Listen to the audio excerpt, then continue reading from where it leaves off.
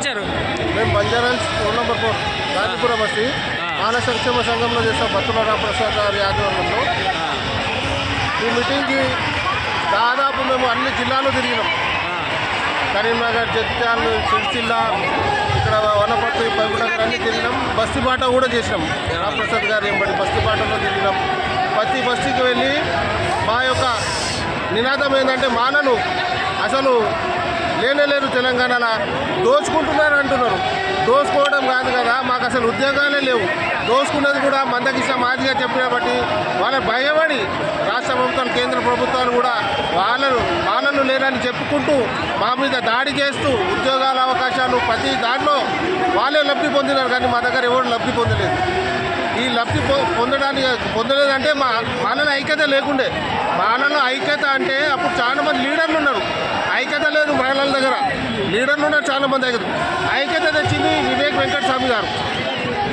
ఆయన ఆధ్వర్యంలో ఇంత పబ్లిక్ జనం చూస్తున్నారు కదా, వర్షం పడుతుంటే కూడా జనం జరగటం లేదు. అంటే వర్షానికి కూడా మాలంట ఈర్ష్య అనే విధంగా ఉన్నది. మా ఆధ్వర్యంలోకే కాకుండా మన ఇక్కడ దేవుణ్ణి కూడా మనకు మాలాలంటే ఈర్ష్యగా ఉంది. ఈ మాల జన సముద్రంలో ఎంత వాన వచ్చినా కూడా ఎంత వచ్చినా నిలబడతారు. ఇది వెంకటస్వామి గారికి దక్కుతుంది.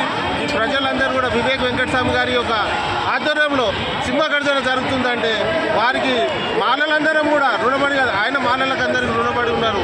ఎందుకంటే ఇంత సందోహం చేయడానికి ఆయన అహర్నిశలు కష్టపడ్డాడు.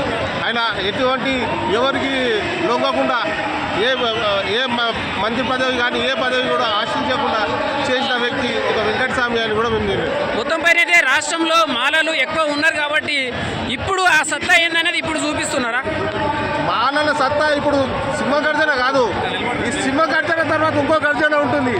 అది ఏ గర్జన అనేది రాష్ట్ర కేంద్ర ప్రభుత్వాలే వణుకుతుంటాయి. ఈ సింహగర్జనతోటి రాష్ట్ర ప్రభుత్వాలు, కేంద్ర ప్రభుత్వాలు కూడా మాలల్ని చూసి అరే ఏదో చేయగలుగుతారు వీళ్ళు అంటే. ఇప్పుడు ఈ తెలంగాణ రాష్ట్రంలో మాలల అధిక సంఖ్యలో ఉండే కాంగ్రెస్ పార్టీని గెలిపించుకున్నాం. మొత్తం పైన అయితే ఈరోజు చాలామంది లేడీస్ కూడా కదిలినారు. మీరు ఏమనుకుంటారు మేడం? అసలు ఈ సభ వల్ల మీరు తెలంగాణకి ఒక వన్నె తెచ్చాలనుకుంటారా? ఈ తెలంగాణలో మా మాలల అంటే సత్తా ఏందని చూపించగలుగుతున్నారా? మీరు ఏ పట్టుదలతోటి ఇంకా ముందుకు వెళ్తున్నారు? చాలా ఆనందమైంది. చాలా పబ్లిక్ లేడీసే చాలా మంది కదిలి వచ్చారు. ఎందుకంటే ఎక్కువ లేడీసే కనిపిస్తుంది. పబ్లిక్ అయితే చాలా ఉంది కదా. జన సముద్రం అయిపోయింది. ఇది ఆరంభం మాత్రమే. ఇంకా ముందుకి ఏ విధంగా తీసుకుపోతారు మేడం? ఇంకా ఇంత దూరం అంటే అంత దూరం కదిలి వస్తామండి. ఎంత దూరం మొత్తం పైన లేడీస్ వాళ్ళు కూడా ఒక కార్పొరేటర్గా కూడా ఎదగడానికి కూడా అవకాశాలు ఉన్నాయా మీతో? రాజకీయాన్ని దెబ్బతీయడానికే మాలలు లేరని నినాదం చేసిన ఎంఆర్పిఎస్ నాయకుడు రాజకీయంగా ఎదుగుతుంది. మాలలు అంటే educated person, non educated person కాదు. ఎందుకంటే వాళ్ళు వాల్యూ తెలుసు చదువు మీద.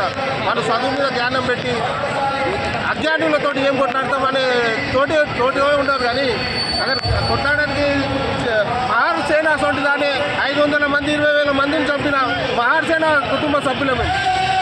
బాబాసాహెబ్ అడుగు జాడలో నడిచే పట్టులమే.